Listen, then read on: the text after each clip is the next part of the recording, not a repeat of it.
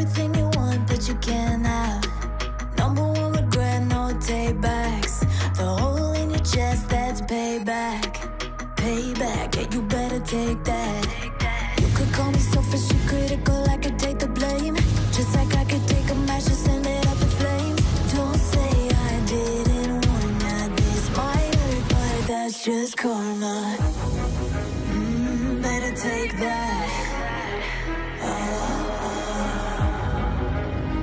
Call it payback. Don't say I didn't warn ya. Sa mga nag-aabang ng review ko nitong si Suzuki Raider 150 Fi 2024 model Candy Matte Bordeaux Red. So finally guys, ito na nga, kasama na nga natin ngayon. So in this video guys, tatalakayin natin kung may pinagbago ba dito sa 2024 model na matte red na to, or kung nag-upgrade ba yung kanyang specs at saka yung features. At syempre tatalakayin na din natin guys yung kanyang updated price. Kaya naman tara, samahan nyo ikutan tong motor na to. Let's go! So sa mga matte red lover dyan, so finally guys, ito yung nilabas ni Suzuki na 2024 model na Raider 150 Fi nila. At kung makikita nyo, napakaganda po nung Candy Matte Bordeaux Red. So ayan guys, napaka-futuristic na po ng design. Meron po siyang color combination na glossy black, matte red, at syempre meron na din siyang silver, which is itong sa decals niya, no? So dito tayo guys mag-umpisa sa kanyang technical specification. Of course, this Raider 150 Fi is still powered by 147.3cc, liquid-cooled 4-stroke, dual overhead cam 4-bulb, at ito ay merong lakas na 13.6 kilowatts at 10,000 RPM and max torque of 13.8 Newton meter at 8,500 RPM. At meron din po itong compression ratio na 11.5:1. Pagdating naman sa kanyang transmission, ganun pa rin, meron siyang 6-speed manual transmission at merong timbang na 109 kilograms. So sa seat height naman tayo guys, ito ay merong seat height na 765mm at merong ground clearance na 150mm. Kaya sa height ko na 5'5" is abot na abot po natin tong motor na to. So kung halimbawa meron kayong 5 flat, abot niyo po siya, pero naka-tiptoe po tayo dito sa motor na to. So dito tayo guys sa kanyang headlight muna, no? Tingnan natin anong pinagbago dito.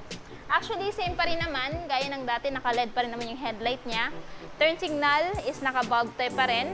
Ayan, tapos nandito pa rin naman yung emblem niya na Suzuki, which is yung kanyang pride of ownership. Tapos meron nakalagay dito na FI, no? Dahil siya po ay fuel injection.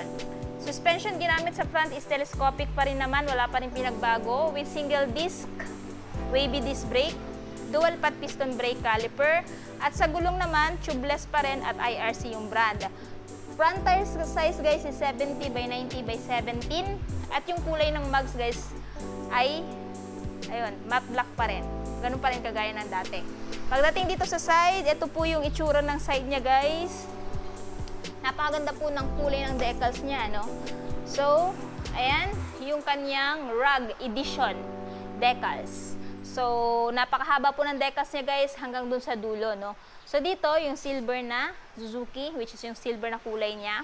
Dito, yung kanyang technical specification nilagay dito sa kanyang decals, which is dual overhead cam, 4-bulb, Suzuki Advanced Twin Spar Frame, at syempre yung pangalan niya ng Raider 150.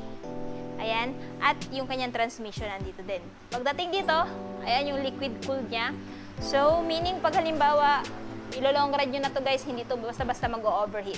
Kasi gamit na po siya ng liquid cooled or liquid cooled system. Ayan. Pagdating dito, ito po yung kanyang cambia guys na 6-speed manual transmission. At dito tayo guys, ganun pa rin naman, may cover pa rin ng horn, naka-undercowl pa rin.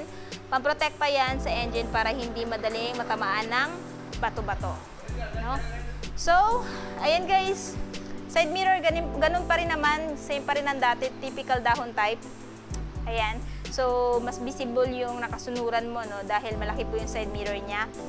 So, if I were you guys, wag na akong magpapalit ng aftermarket not unless masira to.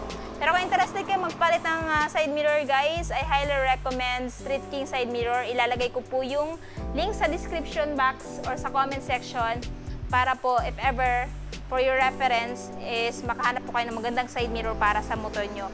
Highly recommend that side mirror guys, it's because isa din po ako sa user. So kahit anong klase ng motor, ayan, pwede po yung side mirror na nire-recommend ko para sa motor ninyo. Pagdating naman sa buttons or switches guys, dito sa left side, ayan, may patayan ng ilaw guys sa dashboard. Ayan o. High beam, low beam, turn signal switch, off, tapos horn dito. Dito sa right side, electric start, at meron pa rin siyang kickstart. Pagdating sa dashboard guys, hindi ko na siya pina-activate, no? Dahil ganun pa rin naman yung dashboard niya, same pa rin ng design kagaya nung doon sa old version. Yung na-upgrade dito guys is yung button niya, hindi na masyado, ayan, hindi na masyado mahirap pag pipindutin. Napaka-crisp na lang po ng button niya, both select and adjust. So yung information meron dito guys is RPM indicator, fuel gauge, time, trip A, trip B. Ayan. Tapos, pagdating naman sa mga indicators, ganun pa rin, high beam, low beam, neutral indicator, at check engine indicator. Pati yung RPM indicator, andito pa rin. Ayan, naka-glossy black, both left and right.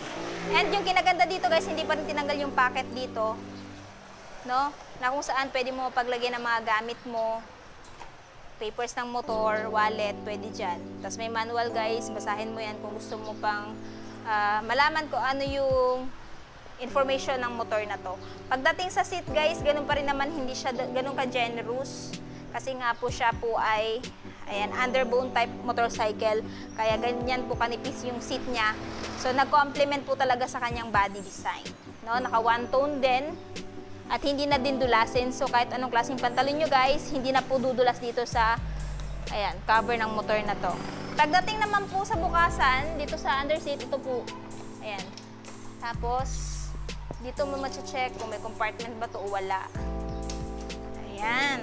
So ayan po guys, wala po kayong mailalagay dito. Pwede lang yung mailagay dito is towel ng motor, maliit na wallet, coin purse, pwede dito isiksik.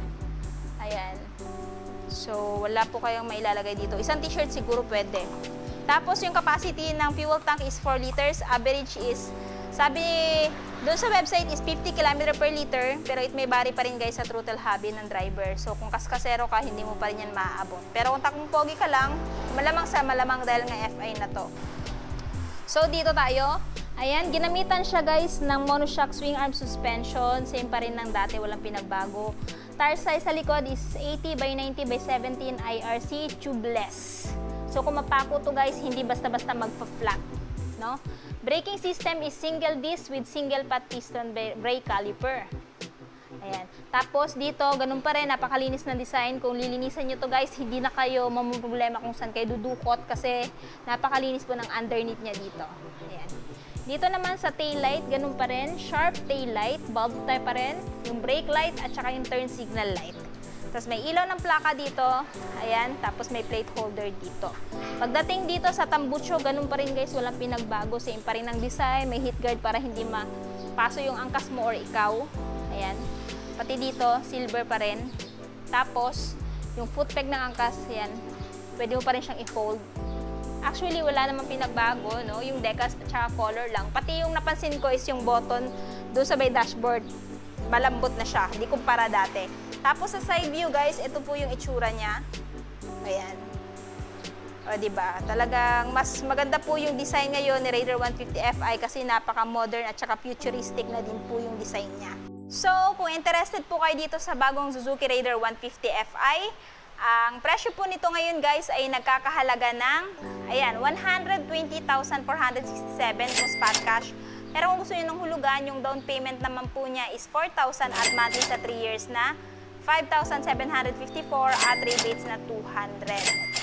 Ayan, 200 to 300 if advance. So itong motor na to guys is available lamang dito sa Purok Sunflower, Abad Santos Street, Tagum City. Ilalagay ko na lang po sa screen yung full address, maging yung phone number nila para po makapag-inquire kayo regarding sa motor na to. At kung may katanungan pa kayo guys regarding sa motor na to, comment down below.